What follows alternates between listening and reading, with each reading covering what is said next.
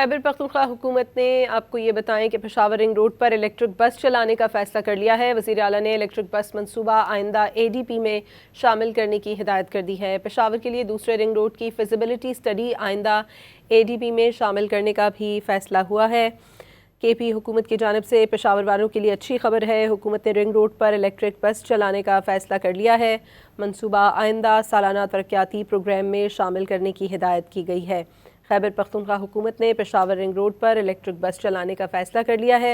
वज़ीर आला ने इलेक्ट्रिक बस मंसूबा आइंदा ADP में शामिल करने की हिदायत कर दी है।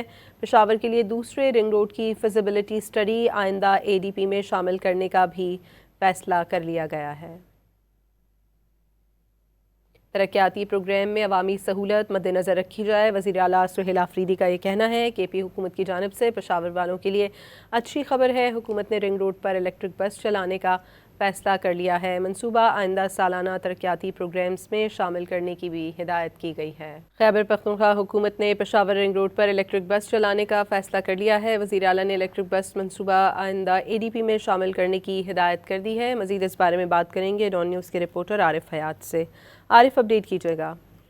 जी बिल्कुल, ये इलेक्ट्रिक बस का मंसूबा है जो खैबर पख्तूनख्वा हुकूमत ने मंजूर कर लिया, जिसको रिंग रोड पर चलाया जाएगा। और वज़ीर आला सुहेल आफरीदी ने आइंदा जो ADP है पेशावर के लिए, तो उसमें इसकी विजिबिलिटी जो है वो शामिल करने की हिदायत कर दी कि इसको आइंदा से इस पर शुरू किया जाएगा।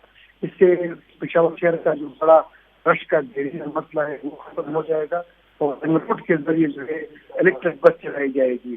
ये जितने भी मार्च तक तरक्याती स्कीमें हैं उनकी निशानदेही करने की भी वज़ीर ने हिदायत कर दी। पेशावर के जो पार्लियामेंटेरियन है, पेशावर रीजन के, पेशावर मर्दान और शरफ सवादी के, तो वो मजीद जो तरक्याती मंसूबे हैं उसको भी अगले में शामिल किया जाएगा। लेकिन सबसे बड़ा मसला इलेक्ट्रिक बस का है, जिसकी बाकायदा तौर पर खैबर पख्तूनख्वा हुकूमत उसकी मंजूरी का फैसला कर लिया है।